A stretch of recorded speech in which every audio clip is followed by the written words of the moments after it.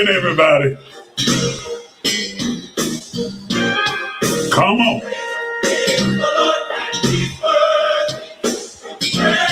This is real old school right here. This goes back a ways, way back a ways. Back to my Atlanta days.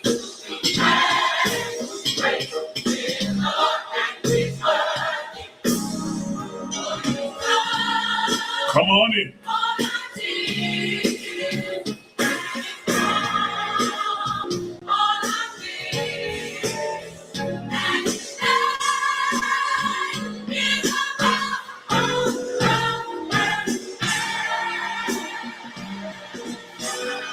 Come on.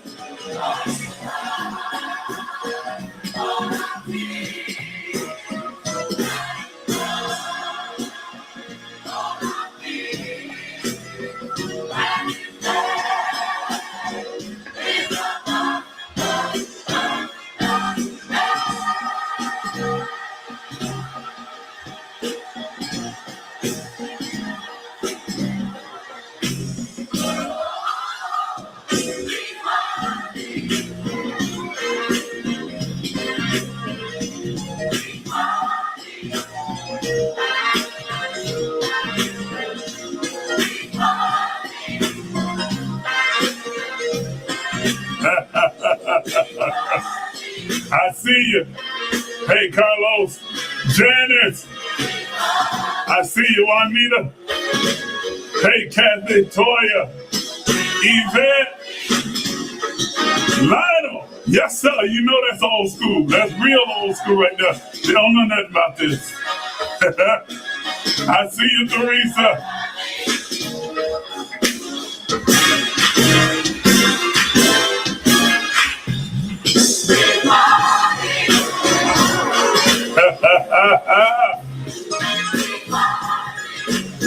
Yes, sir.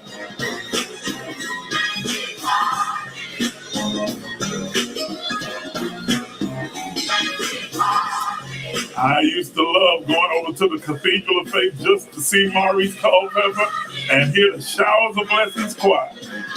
My goodness. Your high school choir. Don't be trying to act like I'm old. I see you, Kathy. Sister Wynn. I see you, Rhonda. Woo!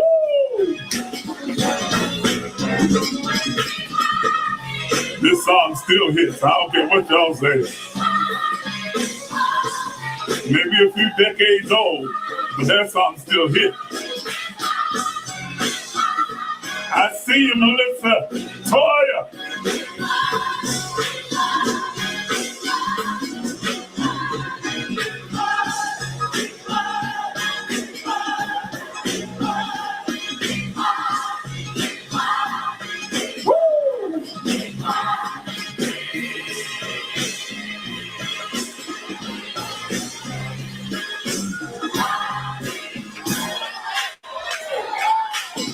I see y'all. Come on in. Come on in.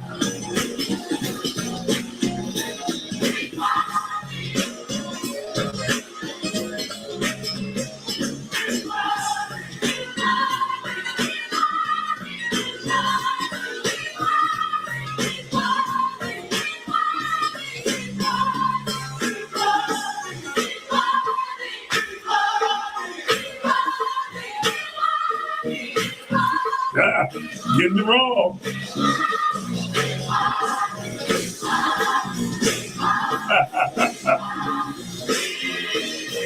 Come on, I see you, Katura. Elizabeth, welcome. Woo!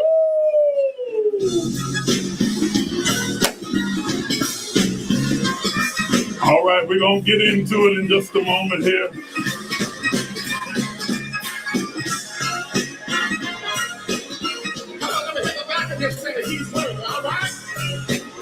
That's Maurice talking. 1, 2, 3.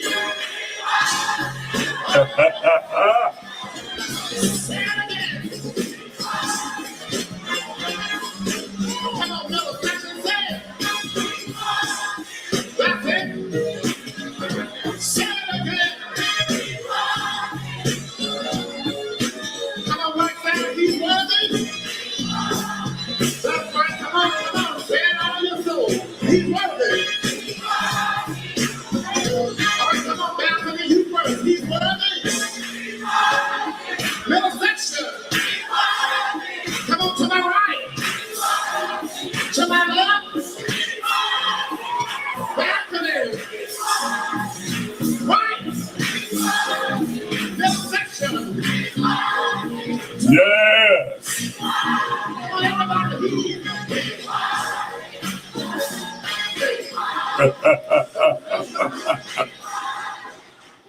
that brings back a whole lot of memories right there. I'm telling you, that was during my Atlanta days, years and years ago. I was a young man full of vinegar and pepper, thought I knew everything.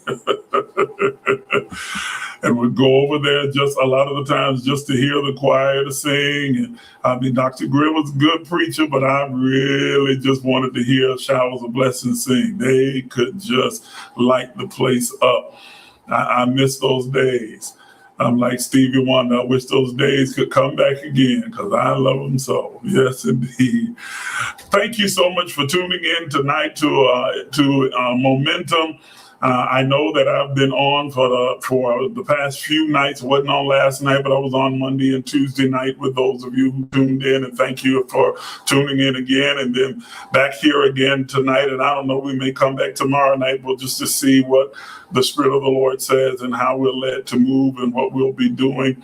What I would like for you to do for me tonight, if you will, if you would just please take about 15 to 30 seconds and hit the share button right there at the bottom of your screen. Hit the share button and share this broadcast on your page so that everyone who comes to your page can know that you're over here and you're a part of this, and they can be alerted to where we are and they can join in and watch along with you. And if you know of some people that you think would benefit from being a part of this gathering and in this experience, then please tag them in the comments. Go ahead and tag them in the comments so that they can come over and join with us and be a part of what is taking place tonight. Now, I want you to just take about 30 seconds and do that for me. Do that for me real quickly.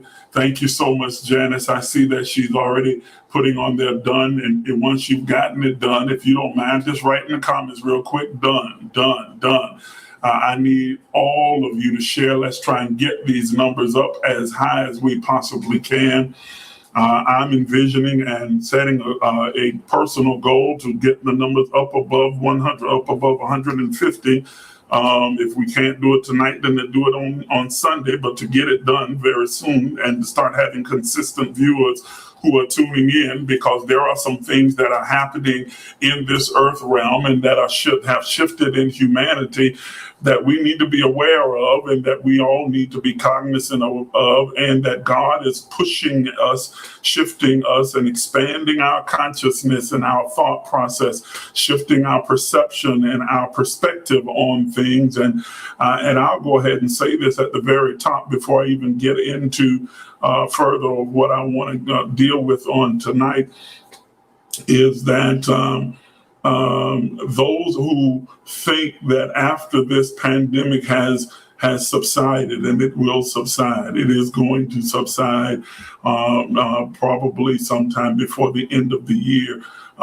It's going to definitely subside, who think that they're going to return to what they would call normal. We'll be able to get back to normal, whatever that particular idea of normal is, are going to be in for a rude awakening, because a dramatic and drastic and paradigmic shift has taken place in humanity, is continuing to take place as more and more people are beginning to discover, they're discovering their own divine nature, their own divine ability, and their connection with God. And they're recognizing that being connected to God does not necessarily mean that you have to ascribe to a certain religious ideology.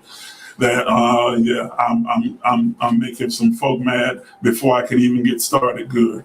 That being connected to God, having a relationship with God, with the divine God that lives within each one of us, expressing itself and experiencing itself in us, through us, and as us, that can be achieved without necessarily ascribing to any one particular religion or denomination or sect or ideology, but that we have all been released into this three-dimensional world of existence, this plane of consciousness, that we have been brought into this place from the mind of God, through the mouth of God, entering into this earth with a designed and specific predestined purpose, that our life has an original intent, that we are not an accident, we're not a coincidence. I don't care what your mom or dad may have said. They may say that we weren't planning on having you, you were a surprise.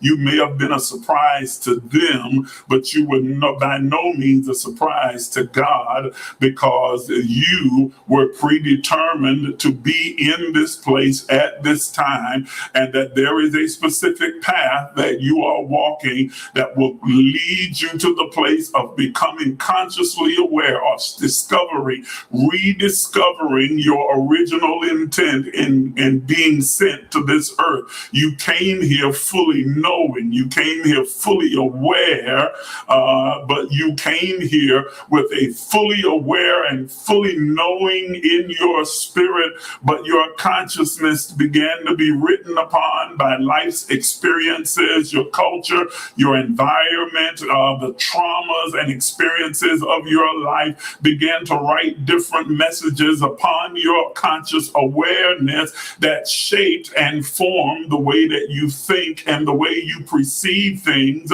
And when your perception and perspective of things has been shaped, especially by religion or by trauma or by negative experiences or experiences that are misperceived and misunderstood, then it forms your expectation. Because when you have experienced a pattern, oh my goodness, a pattern of events to take place in your life, you begin to expect them, and that expectation is supported by your faith. And faith, which is a neutral force, a neutral energy, has no choice but to be the substance of the thing that you are hoping for, to be the substance of your expectations. That word substance in the Greek literally means the essence of, or the power of, or the strength of. So your faith becomes the thing that supports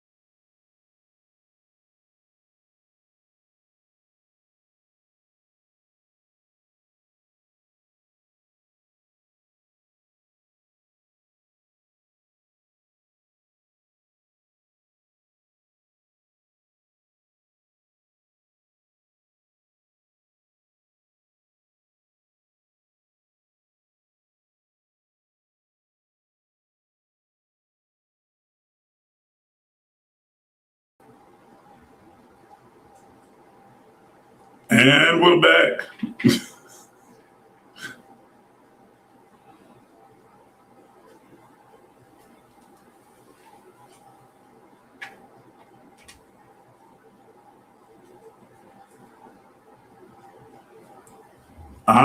I'm back. Hopefully you can tune back in.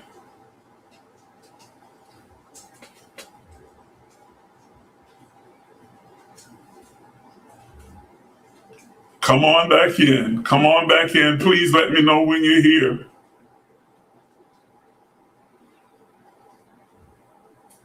The internet just completely dropped out. But I think we got the problem fixed now. So I'm going to give it a little time to try and wait for others to get back in.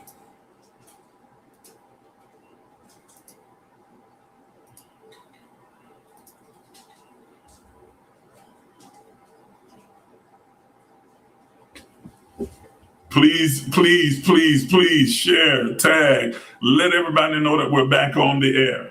Let everyone know that we're back on the air. Please do that for me very quickly. I apologize. I don't know what happened. The internet just dropped, y'all. It just completely dropped, went out. But I think that we got it fixed, the modem, so that this shouldn't be a problem again. Please quickly just share with everybody. I really need you to share now.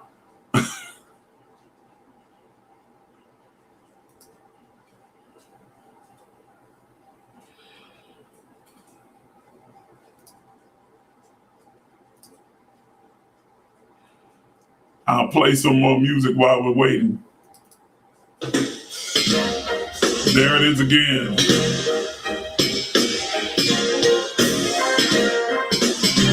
I tell you what, instead of playing that,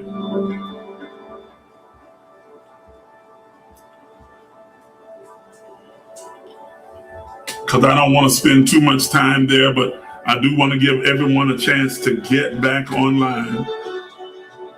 Get back online. Get as many people as you can. Share.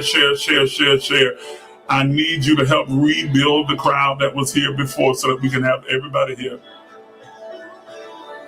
We can get everybody in. I see you, Tammy. I see you, Carlos. I see you, Elizabeth. Tammy Minor, I used to live in California. I see on your page that you're from California. I used to live in Los Angeles. I see you, Janice. I see you, Teresa. Come on, let's try and get everyone back in and back online. We're going to get into this in just a moment. Just a moment.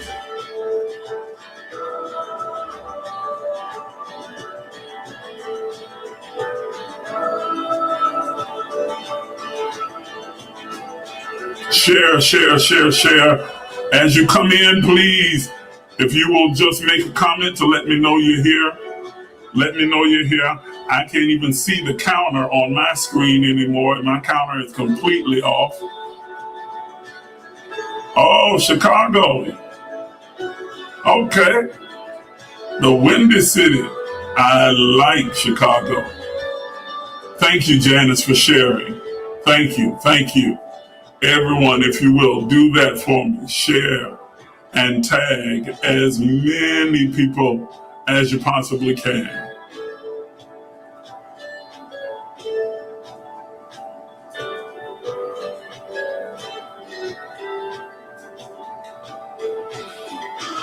I see you, Yvette. So that means our YouTube is back up as well. Good. I see you, Toya. Thank you for sharing. I see you.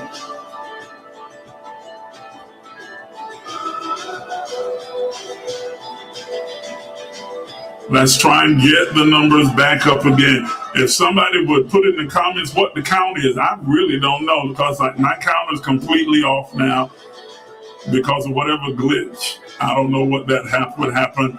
I see you, Juanita. I'm glad you're back.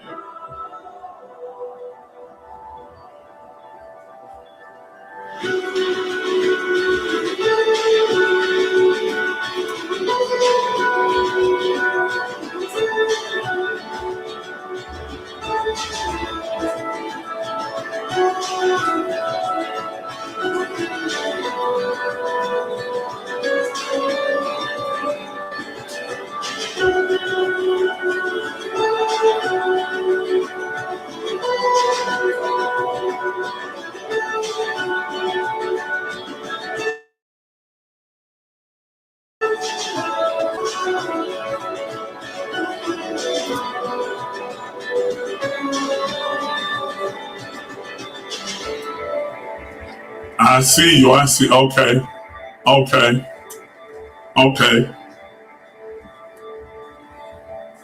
Again, I am so sorry, you guys. I am so sorry for all of that. I don't know what caused the internet to go off, what caused it to go crazy like that. But whatever it is, hopefully we got it all fixed and that we are back on track. I'm not exactly sure where I left off, but I was beginning by saying to you that this pandemic has been an awakening for humanity. It has been an awakening for all of humanity, causing us to become more consciously aware of ourselves and our own divinity, and recognizing that we are not necessarily dependent upon any practice of a particular religion in order for us to have a real spiritual, intimate, growing, and evolving connection with God. You've heard me say before that religions in themselves are tools. They were always intended to be a tool to help us to make those connections, whether that is Christianity, Islam, Buddhism, Hinduism, Taoism, whatever that might be. But they were simply the tool. They were never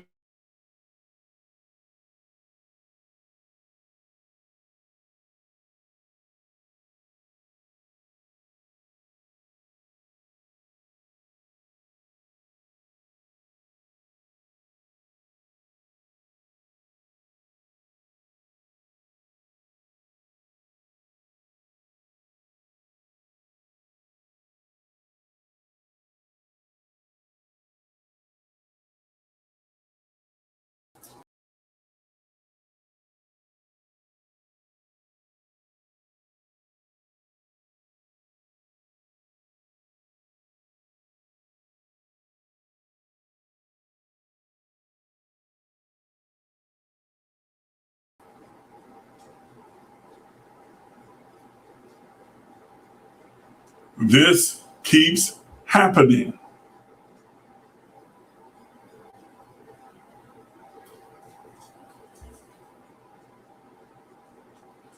I'm back. It keeps happening. I don't know what it is. I thought we had the problem fixed, but it keeps happening. It keeps freezing up and dropping signal. I don't know what's causing that, but I will definitely be contacting the internet provider first thing in the morning to have them out here to make sure that they fix whatever the problem is, because this cannot stand. We can't have this. We can't have this. Okay. So, as I was saying, religion was always intended to be, and I don't know how many are still with me, but I'm just going to keep going. Religion was always intended to be a tool that we could use in order to make a connection with God, in order to come to know God, to be able to enter into fellowship and to become consciously aware of God. But it was never meant to become our identity. The problem has entered into humanity is when there were certain people who saw that religion could be a great tool of control and manipulation. And so they began to take what I do believe began as a pure intention to now begin to warp that, distort that, and use these particular religions of all sorts as tools of manipulation and control to be able to exercise undue influence on people. And then, there are some who just didn't make any bones about it. They just became scam artists, con artists, and prophets for profit, prophets for profit. Yeah, y'all get what I'm saying. And so they're basically just using the cloak of religion to take advantage of people and to try and glean or bleed them out of whatever substance that they can, resources that they can, and then also at the same time exercise an undue amount of influence and control and manipulation on the minds of people. And what that does, and what that has done, has created an entire field of understanding doctrine and legalism and dogma that has left so many people in complete and total utter bondage or in confusion, and has set up an us and them exclusive clubs, exclusive clubs that exclude others instead of including others, and set up this us and them competition. Well, we got it like the Bible say, we got it with the speaking in tongues, well, we got it with the baptism in the water, well, we got it with the sprinkling of the water, well, we got it with this particular practice.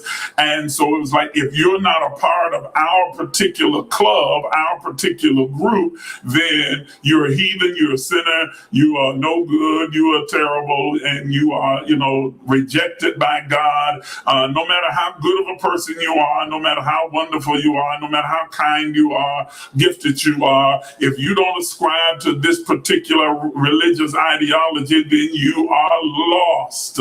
And you are destined to go to this eternal fire pit that's down below the center of the earth, that's supervised by a guy named Satan and Lucifer and the devil, and they gave him a whole bunch of different names. And they're going to forever keep you in that place, and you will spend all eternity there, burning and suffering because you didn't ascribe to a particular religious ideology, or you didn't meet a certain standard that was established by a group of men. And ladies and gentlemen, I want you to know some things, and I want you to know this clearly, and I will say this emphatically. God is 100% head over heels in love with you. God absolutely, positively, without controversy, loves you.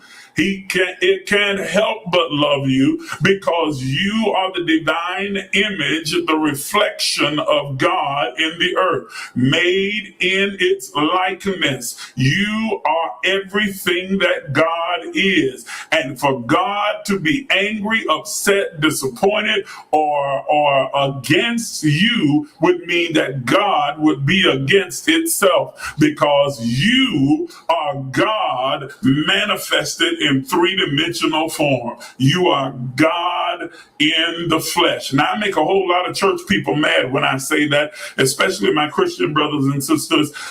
That's the faith that I grew up in and that I've been a part of for the vast majority of my life. And I make them real upset when I say those kinds of things. But it's interesting to me, and I posted this earlier, I don't know if it was today or yesterday, that it's interesting and puzzling to me that someone can call you a devil or say that you're a sinner and a heathen and unclean and unworthy, a worm, that you come out of the muck and the mire, whatever the muck and mire is, and all of those things. And we readily embrace that and accept that. But if someone says to you that, no, you are wonderful and beautiful and fearfully and wonderfully made, that you are God in the flesh, a divine reflection of God, the image of God, people frown their faces up and reject that as though this can't be so. And that shows that whole battered wife syndrome, if you will, that so many people,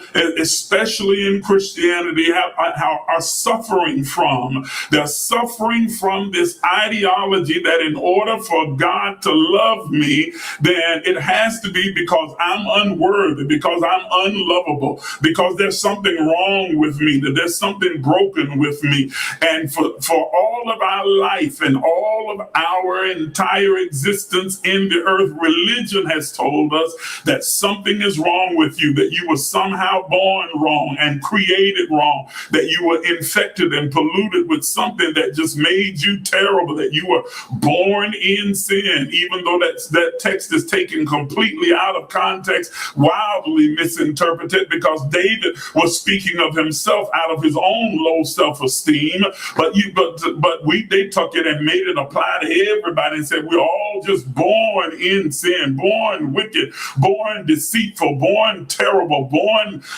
just depraved, and that you were just this horrible person, horribly a human being or spirit being in a human form, and that God was so disgusted and so perturbed with you and is still perturbed with you that the only way God can even tolerate you or stand you is if he has a mediator that stands between you and him and pleads your case and says, God, please don't kill them. They don't deserve life. They don't deserve to be here. They don't deserve nothing good. But please, for my sake, don't kill them.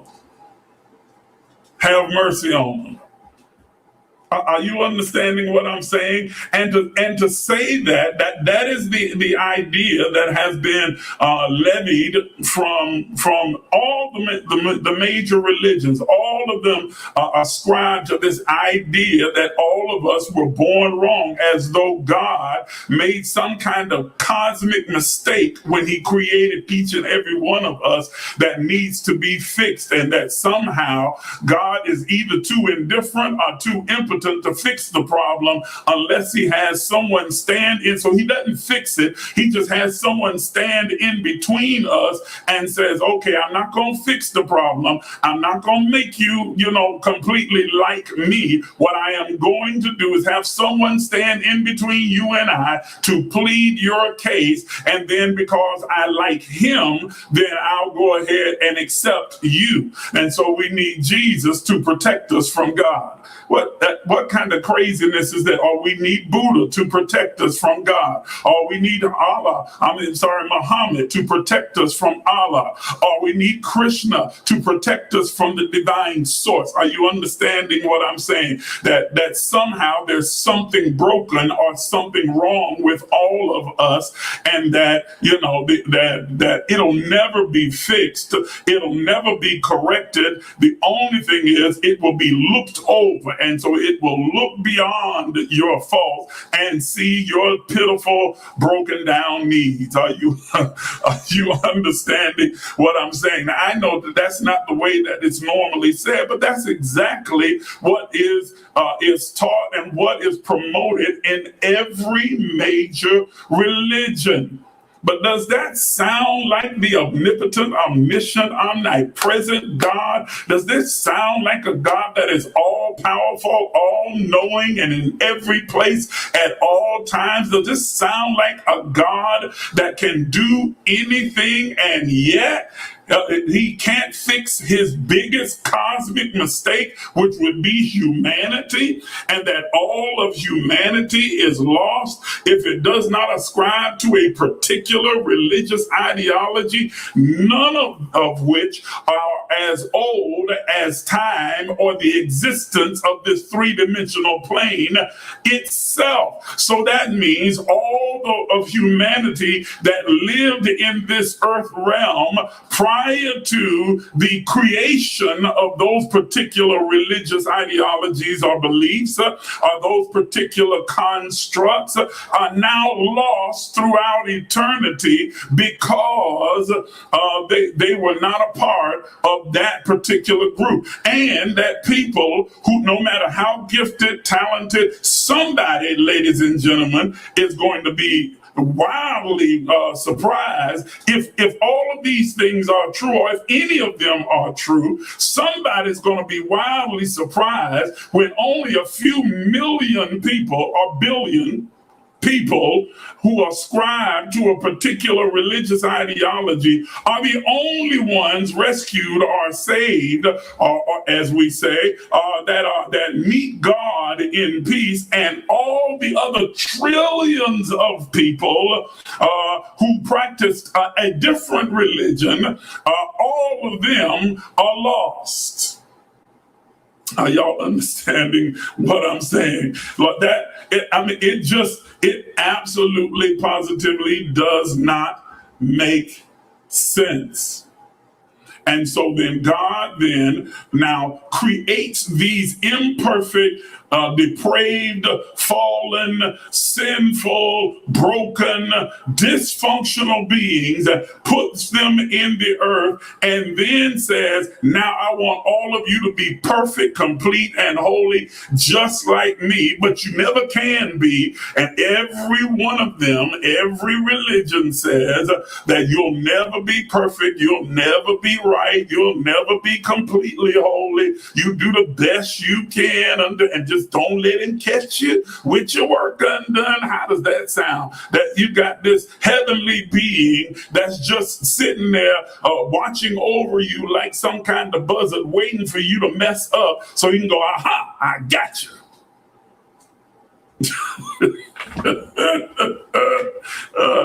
But can I tell you that God is not trying to catch you with anything undone, and that you are not displeasing to God, nor are you dysfunctional or broken as far as your spirit is concerned, that nor are you rejected, that you are perfectly loved, accepted, righteous, holy, beautiful, intelligent, brilliant, that you are splendid and magnificently created in the likeness and the image of God, that all that is in God is in you, that even the scriptures teach that in him you live and move and have your very existence, that you are interconnected and one with God, that the word reconciliation or reconcile means to be brought back into harmony or alignment or oneness with God. And the only thing that keeps you out of alignment with God is your own mind.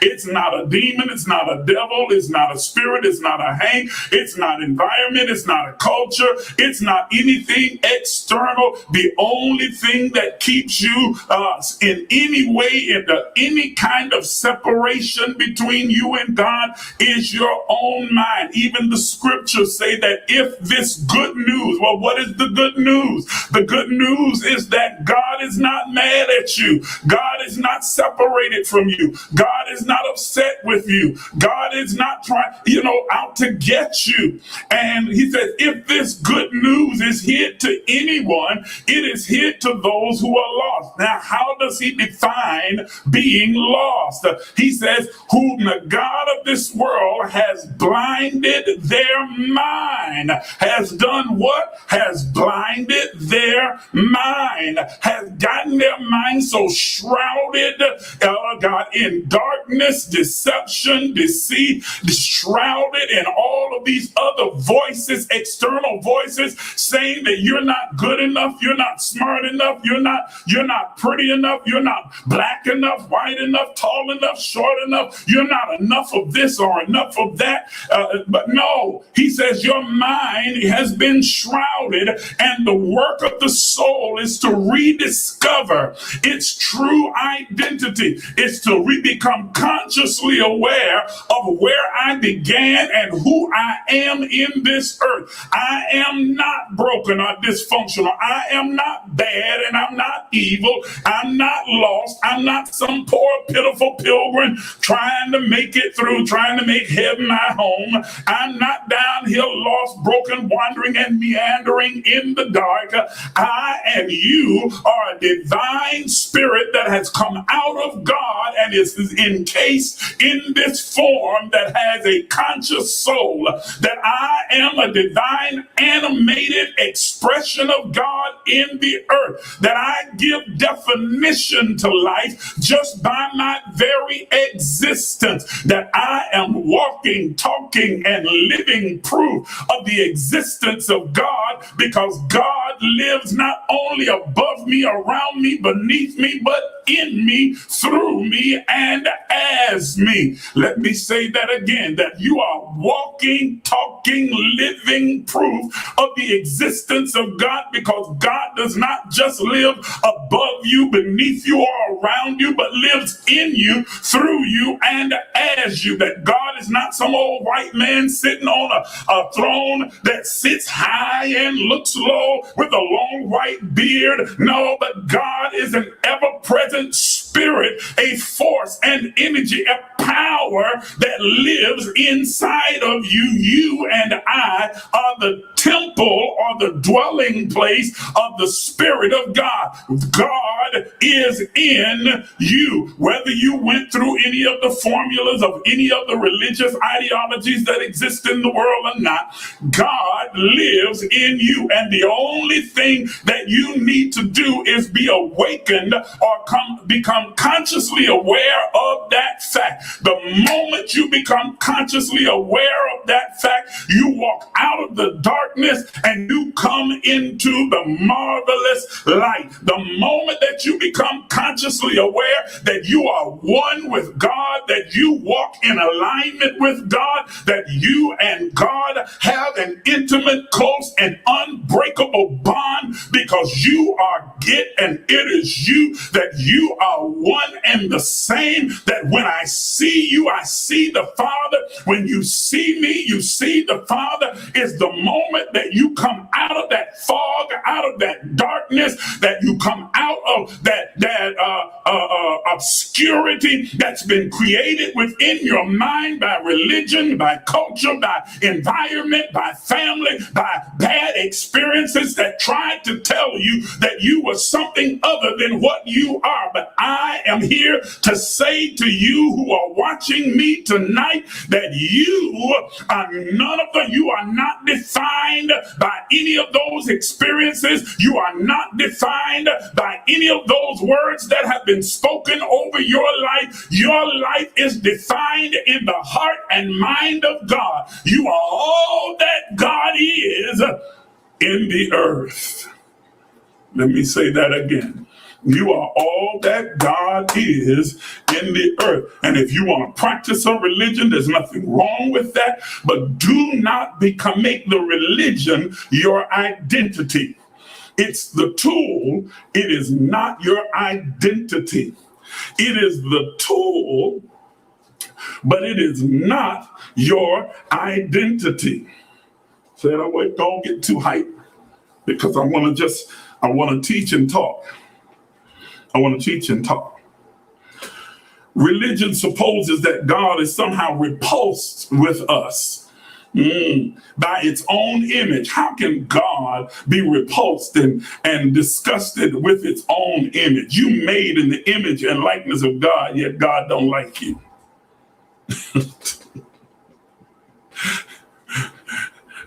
That's like saying, I don't like myself. Are y'all understanding what I'm saying? Okay?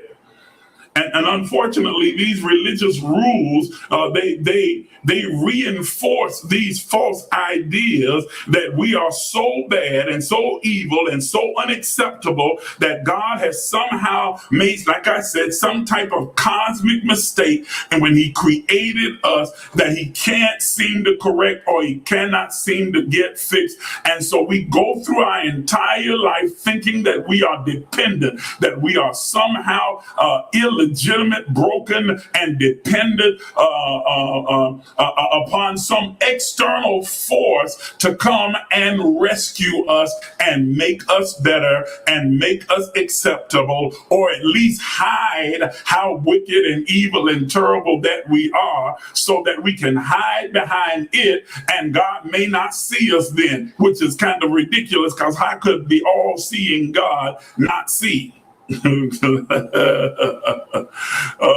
This, ladies and gentlemen, is what I call victim consciousness. Victim consciousness. And I think I put this, I gave a definition of this once before. Victim consciousness, I'm sorry, that's the wrong one. Let me try that again. There we go. Victim consciousness is the limiting, restricting, hindering belief that we are somehow powerless and subject to the ebbs and flows of life and completely dependent upon or at the mercy of some external force. This is victim consciousness.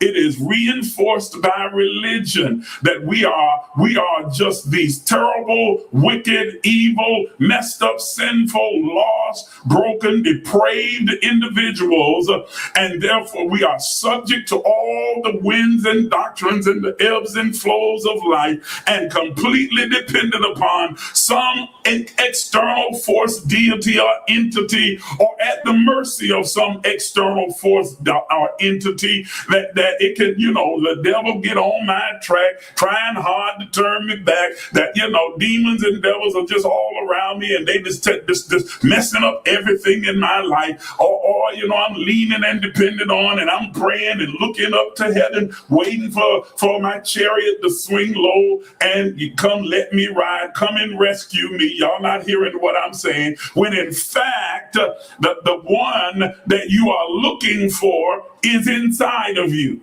Ooh. Let me say it again. The one that you are looking for is already inside of you. You're looking in the wrong place. The one that you are looking for is inside of you. You're looking in the wrong place. If you're looking anywhere else but inwardly, you're looking in the wrong place. God is in you. God lives in you, resides in you, cascading through every fiber of your being is the very isness, the presence of God that is inside of you. Are y'all hearing what I'm saying? It's inside of you. You keep looking outside, trying to see where my help's going to come from, or outside for something to blame for what's taking place in my life. But both of those things, you need to look inward. Your help is inward. And if you want to blame anybody for the circumstances of your life, you have to come right back inside and deal with your own mind. And this is where I want to get to tonight, because your mind is so powerful. It is so powerful. You are such a powerful being that with your thoughts, your mind, you began to create the circumstances of your life. There is a universal law, and I know you've heard me say it before, and I'm going to say it again tonight. This universal law simply says this: that your outer world of form and experience is a reflection of your inner world of thought and feelings. Your outer world of form and experience is a reflection. It directly reflects your inner world of thought and feeling. Your thoughts become things. Your thoughts become things. They begin to manifest. And I've been telling you all this week long, because of where we are, that we're in a period of accelerated manifestation, that you have to be very careful about your thoughts and your words, about your intention and your perspective, because you are such a powerful being that if you conceive a thing in your mind and you begin to accept that as your truth because of who you are, the divine expression of God in the earth, everything in the earth is subject to you. And so the universe then has no choice but to bring into manifestation the thing that you have accepted as your truth. Remember earlier when I talked about your expectations are supported by faith. Faith will produce whatever your expectation is. Faith then goes out as a force and energy into the ether, into the universe, gathering the different elements that are necessary to bring together a full three-dimensional manifestation of the thing that you have been expecting. And so if in your heart, your mind, you have conceived that this particular thing is going to be, and you have set that as your truth and your expectation, expectation, faith then does its job of supporting that idea, supporting that expectation, and providing you with the infallible proof that the thing you are expecting really does exist, even if it's not what you really want. Did you hear what I just said? I said, even if it is not what you really want, but what you give attention to, you give intention to. If you continue to fix your focus upon something that you have accepted as your truth, even if that truth is a lie, because it is your truth, it has created the illusion, and the delusion has become your truth, then faith has no choice. It is a neutral force. It simply has to obey. It obeys and attaches itself to your expectation. And so you began to now manifest more of the thing that you really don't want, but it keeps coming because that's what you keep accepting as your truth and setting it as your expectation. And so you create this vicious cycle of different anomalies and adversarial and broken situations coming into your life. And then you start to cry out, why does this keep happening to me? The devil sure is busy. The devil isn't, there is no devil that's busy. You are the devil that's busy.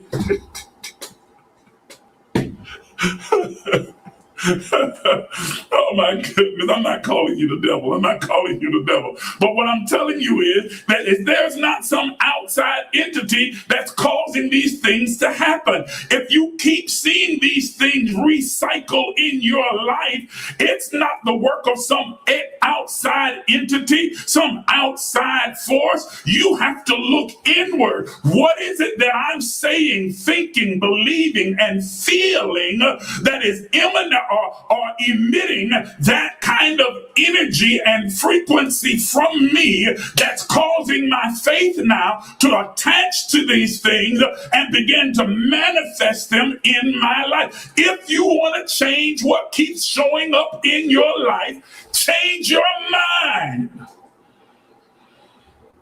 Come on, I got a scripture for you for that one. It says, be not conformed to this earthly, worldly way of thinking. Don't be conformed to the environment, the culture, the surrounding, or the religion that tries to influence your thinking, but be transformed. Metamorphi is the word that's used there in the Greek, that is to be taken from one state of existence to a different state of existence. It is a creative word. It is how we create something that is new. He said, be transformed or made into something new. Anyone be in the anointing or this force or this power is a new creation. Old things passed away, all things become new. He said, be transformed, metamorphi, by the renewing of the anakinosis. The word is anakinosis, by having your mind affected and effected by the Spirit of God, by simply shifting your mindset. Allow the truest part of you, that is your spirit, to shift your mind so that you begin now to focus your intention on the things that you really desire to manifest in your life. And faith will attach itself to that expectation, and you'll begin to produce it. And as you produce it and receive it with joy, then it begins now to build your expectation for more. Are you seeing the current that's being created, the circulation? You're creating a different cycle now, because now as you get what you have desired, it increases your desire for more. So you change your expectation expectation of looking for the worst, and you start expecting the best, and the universe has to align itself with your faith and keep bringing to manifestation what it is that you expect.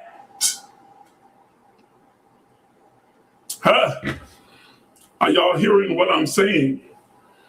And in this period of time where acceleration, where manifestation is accelerated, in this period of time where manifestation is accelerated, it is important that you are transformed by the renewing of your mind, that you change your perception, your outlook, your perspective, and that you start setting your expectations at a different place, setting it upon the things that you desire, and then practice the practical principles that are outlined in the scriptures and sacred texts that have been written for centuries, because that's what the Bible and the Bhagavad Gita and the Quran are. They're a collection of principles, practices, and patterns that tell us these are universal principles that if you apply them and practice them,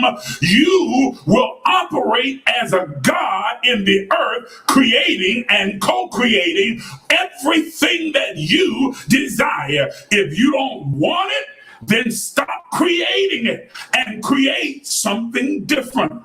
Change your mind. You're powerful. And you don't need me to do it. You don't need another apostle, a prophet, a preacher, or an imam, a shaman, or anyone else. You don't need oil poured on your head and dumped in this, that, and the other. All you simply need to do is shift your mind. Shift your perspective and begin to apply those principles of prayer, of meditation, of worship, of fasting, of being generous and giving.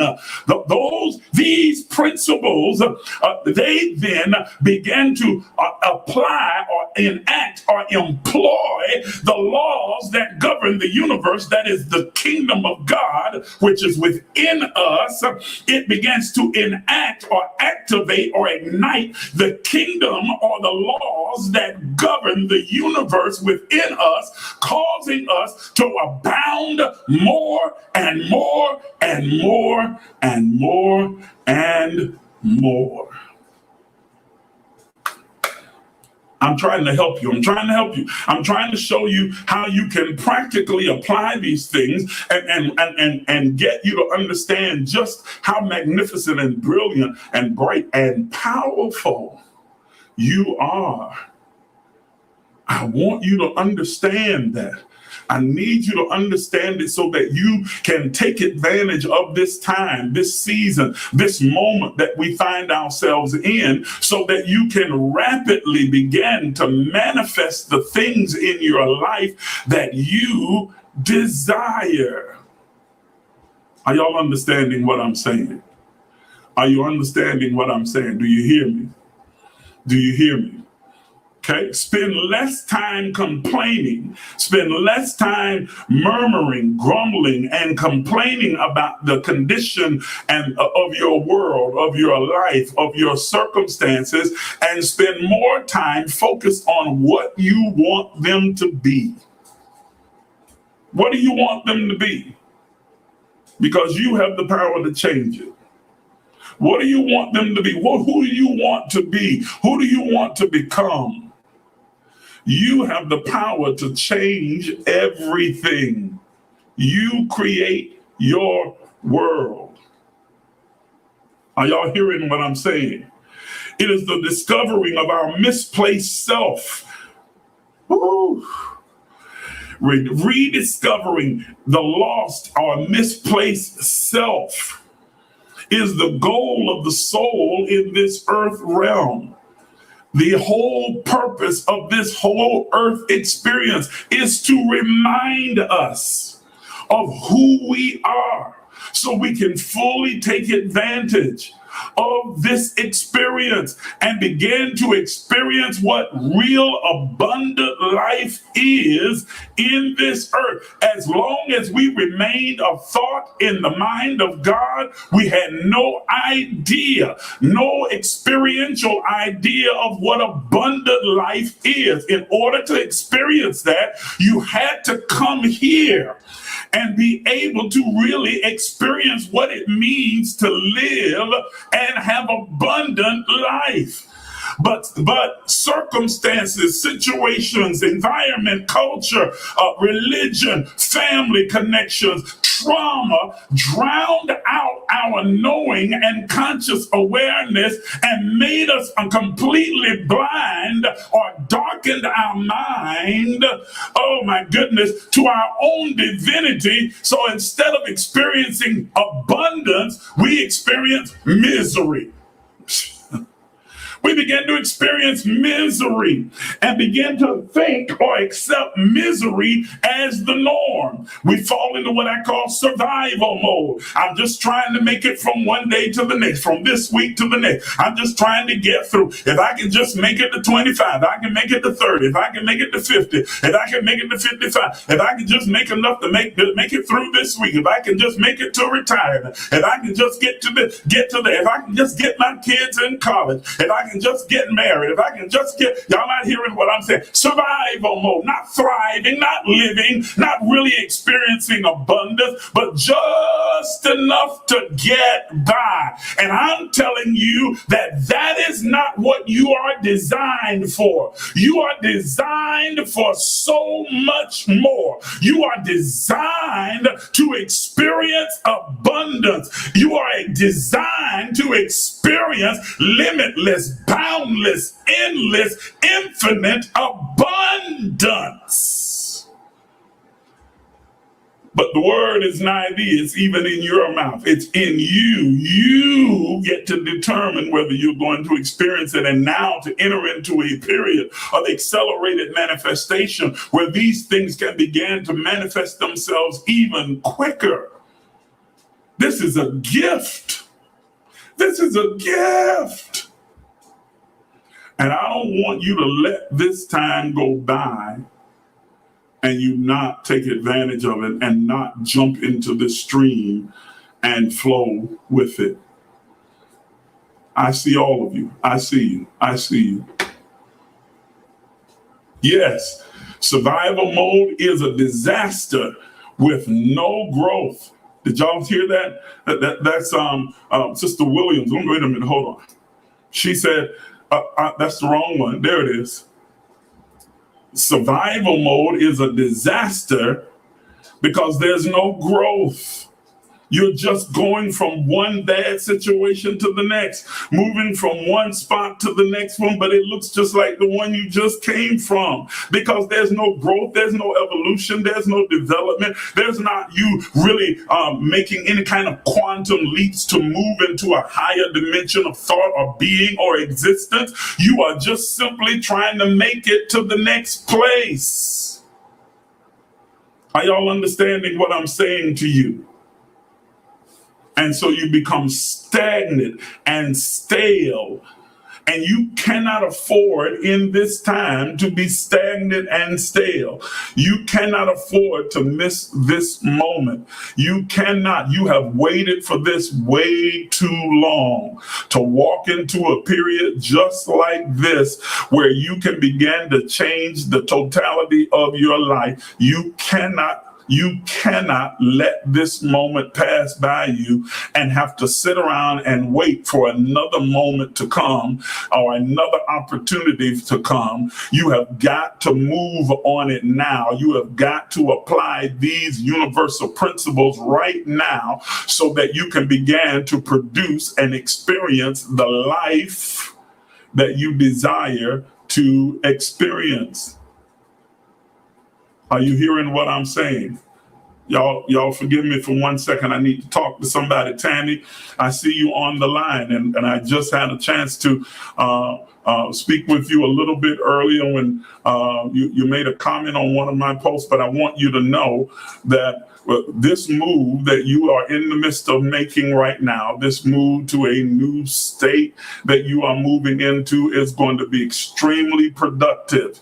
Hear me, listen to what I'm saying to you.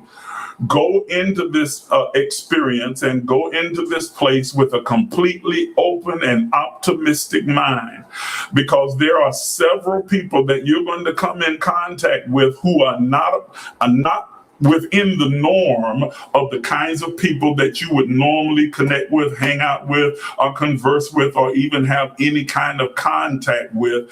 Yet you need to be open enough to receive them, because even though they don't necessarily fit the mold of the kind of people that you would normally vibe with, they're not sent to be a vibe. They're sent to be a resource. They're coming to create opportunities for you. And so you've got to make sure that you tie into them for the period of time that they're going to be present in your life. These people are going to create opportunities for you to be able to launch into some of the vision and dream that you have had for your life, because you've had a desire to launch a particular type of business that you're still trying to collect yourself and figure out, how do I pull all of this together, and what's my strategy? And one of the people that you're going to encounter in this new place is going to be someone who's going to give you an understanding of how to lay out your business, how to get all of your proper paperwork in place,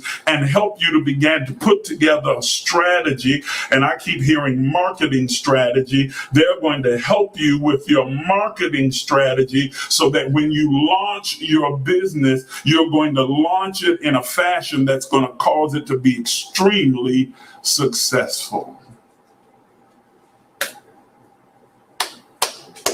Yeah. All right. Let me try and get back to my teaching over here. Try and get back. Tammy, did you hear me? Did you get everything that I said? If not, you can always do the replay. At least I hope you can. I don't know. This video's been acting so crazy. Hopefully you'll be able to replay it. You'll be able to replay it. I see you. I receive it. Okay. I see that. Yeah. Okay.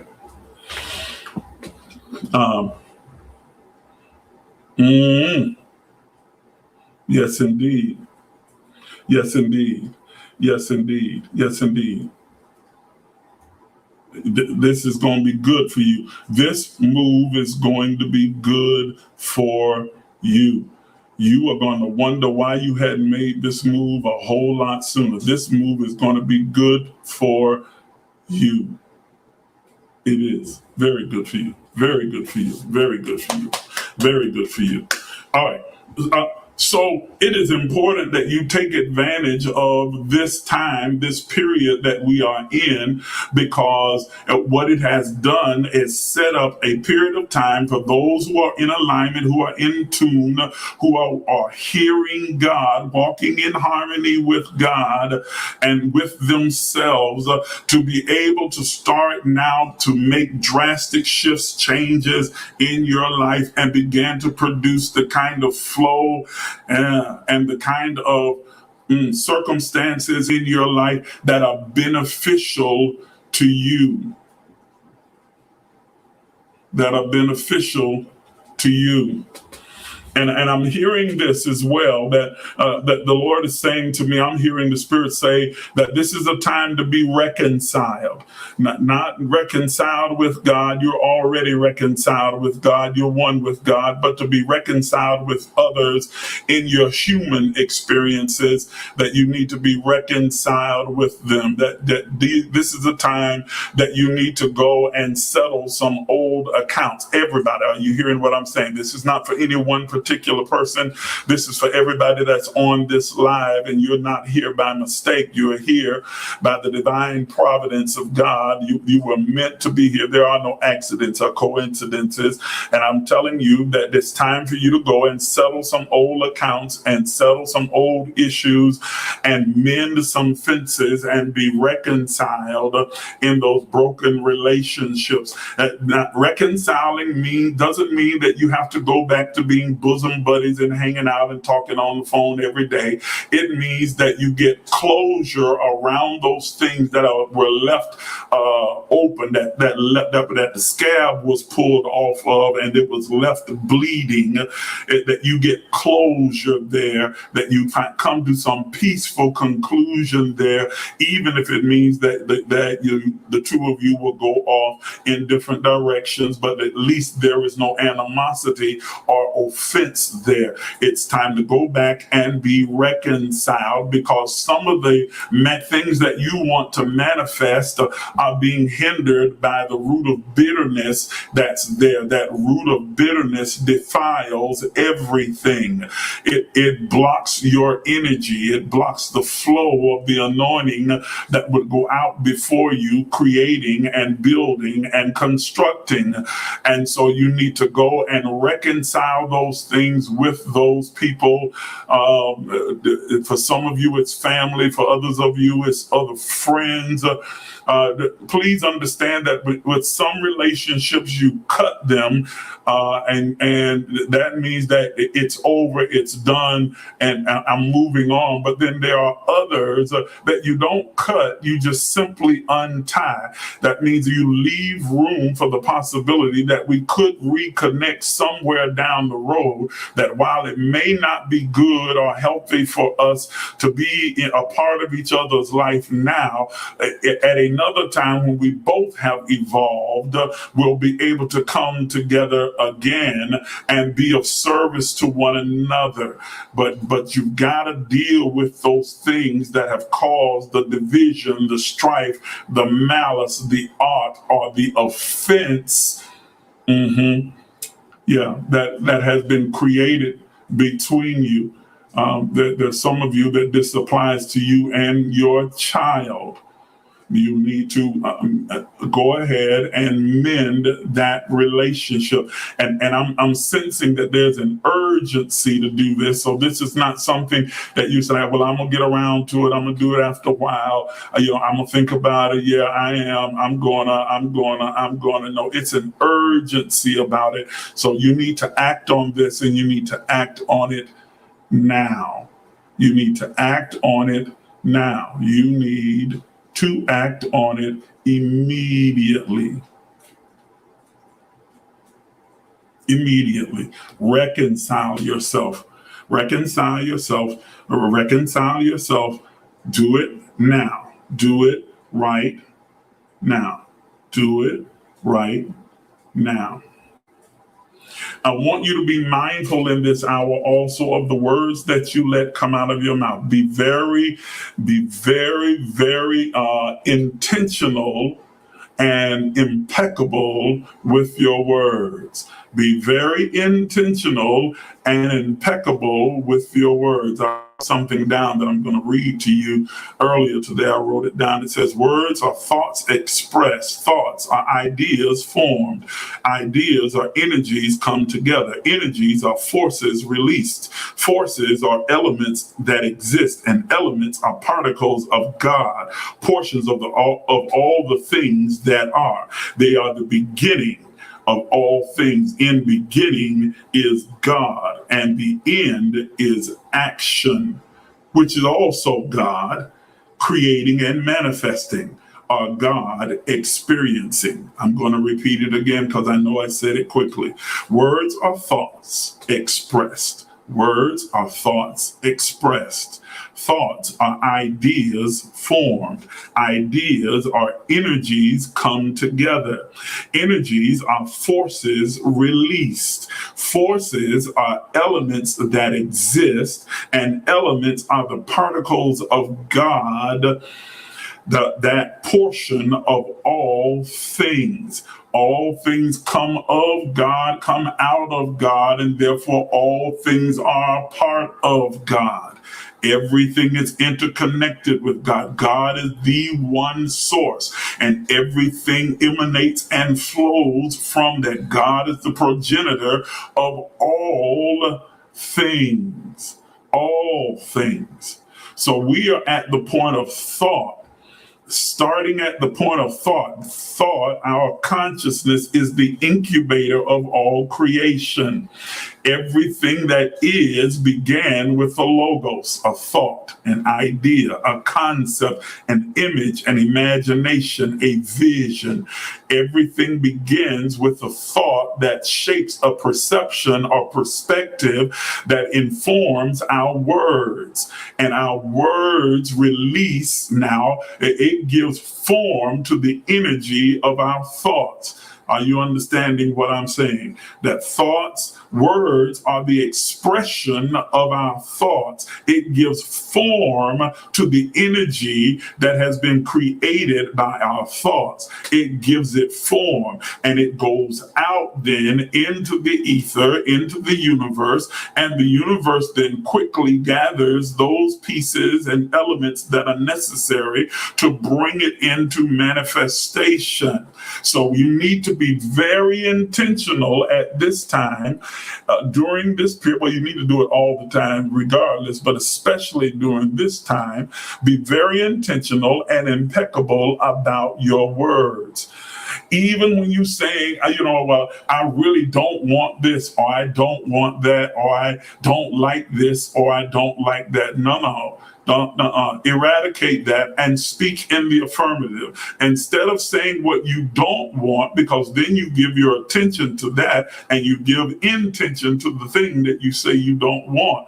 Speak in the affirmative about the things that you do want, that you do desire, that you do like. Speak affirmatively about the things that you want to manifest in your life. Speak and think and pray affirmatively about the things that you desire. This is the prayer of faith.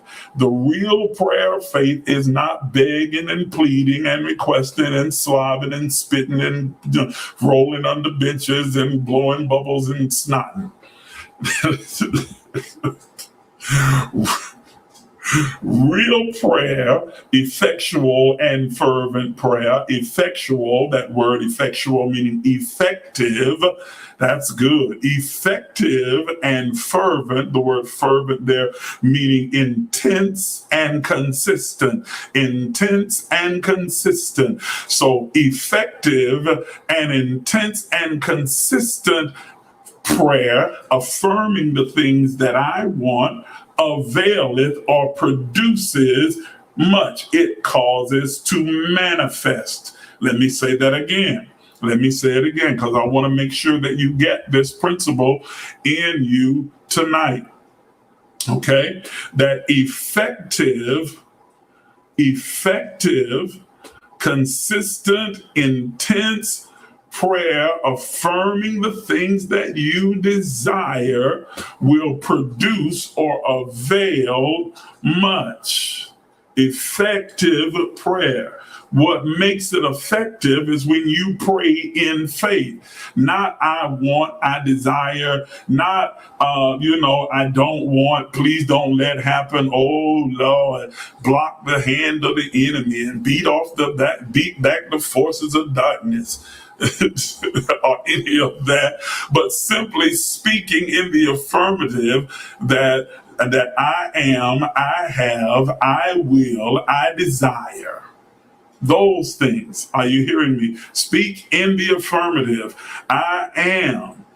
Do you understand that when you say I am, those are the two most powerful words that you can speak from your mouth, and whatever follows resonates at a frequency that will cause manifestation. And in this particular time period, manifestation is accelerated.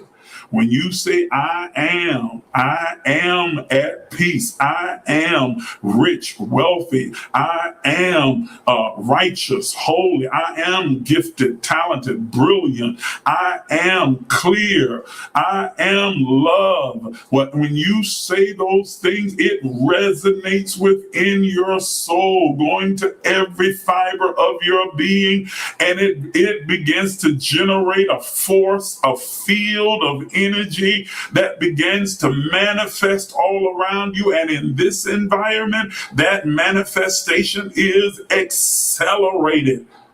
Accelerating. Now, if you don't believe it, just try me and see and watch how fast things begin to change. I've even got a couple of people on here. I've had, where's Bernadette? There she is. She was like, I can't believe how fast things are happening or how fast things are changing. And it's like, I just had the thought and just began to focus and concentrate on it. And already immediately it's starting to manifest. There she is right there. She said, put her up. I was just speaking Tahoes and things over my life this morning. She said, I was just speaking it and it started to manifest almost immediately. And so understand that we're in this period for the next 58 now, soon to be 57. Sun's coming up in a little while. Amen. 57 days. There's accelerated manifestation. Now, I would explain why, but it would take me too long to really go into the full explanation. And maybe I'll do that in the next time that I come on, and I'll explain why this acceleration is taking place. But it definitely has to do with the season, the times, and the place, and the portals, and the gates, and the doors, and the windows that are open into the spiritual dimensions right now. And like I said, it will take too much time to really go into tonight. But just understand that you are in this wave, this tsunami of accelerated manifestation. Manifestation.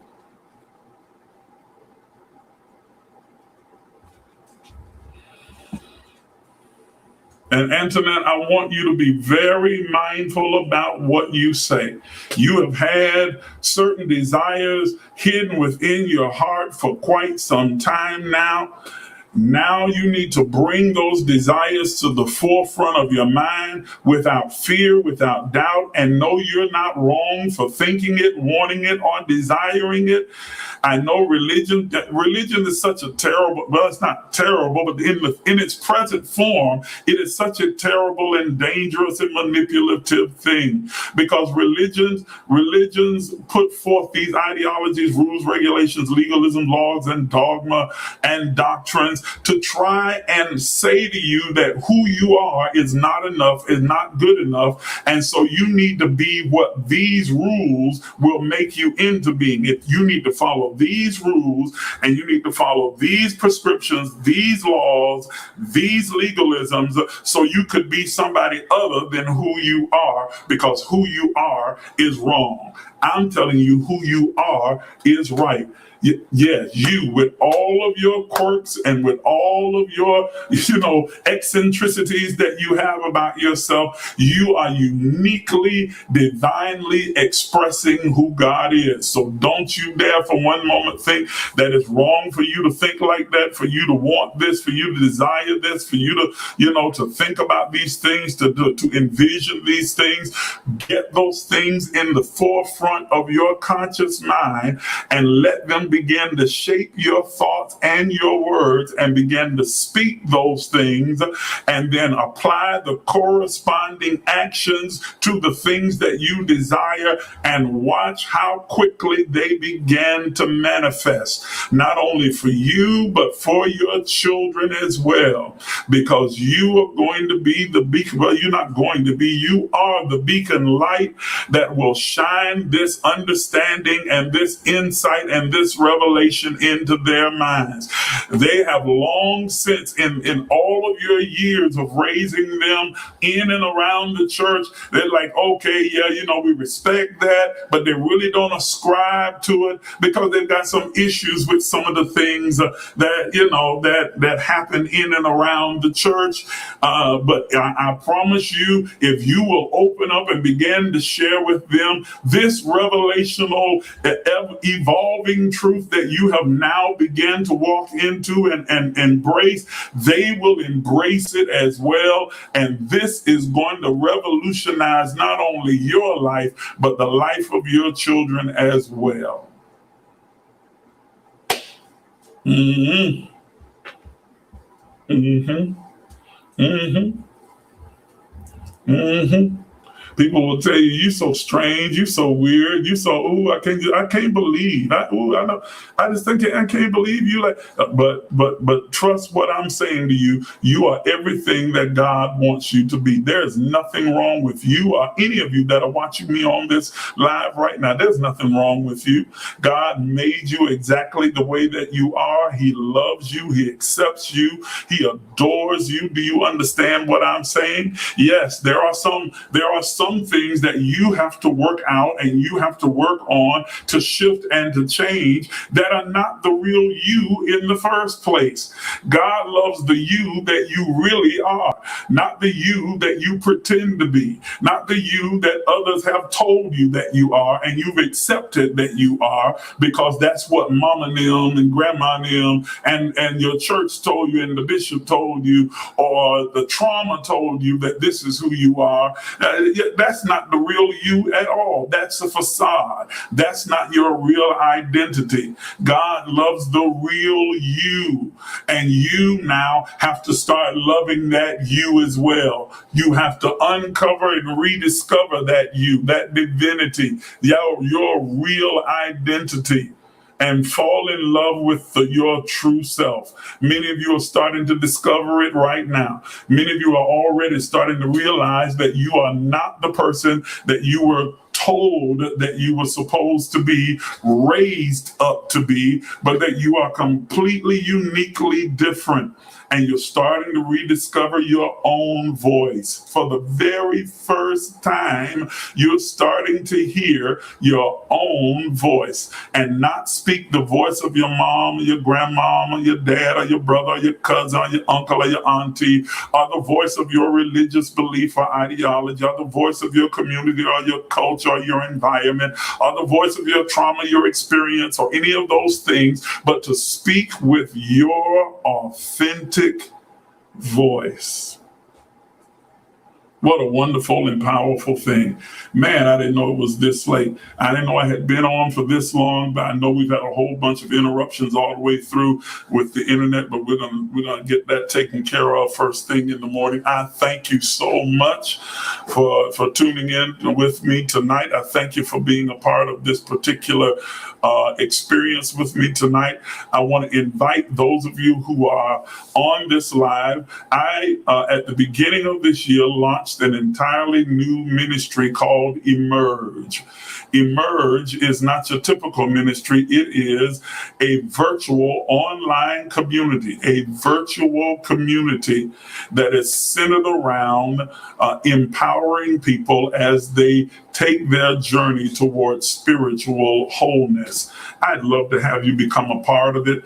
We're broadcasting live right now on the Emerge Facebook page, as well as the Emerge YouTube page and the Emerge website as well as on my Facebook page. I'd love for you to be a part of it. I'd love for you to know more about it. If you'd like to know more about the Emerge ministry and you'd like to maybe even consider becoming a part, I want you to just very simply shoot me an inbox or send me an email. The email address is on your screen now. Shoot me an inbox or an email, and all you got to say is, "I want in." That's it. I want in.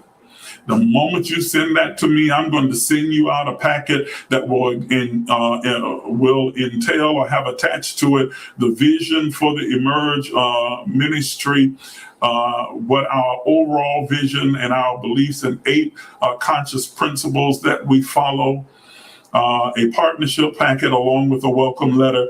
Please, if you will, just send that email to me or send that inbox, and with your email address. If you inbox me, make sure you send your email address, but if you email me, I'll have it when I get the email, and I will send that out to you immediately. And I would love to have you come and be a partner with us in Emerge. Like always, if you would like to sow into my life, you are more than welcome to do so. I don't have any games or gimmicks or tricks for you. I'm not going to sit here and tell you that if you sow this seed in 7 days, you're going to get $1 million in your bank account. No.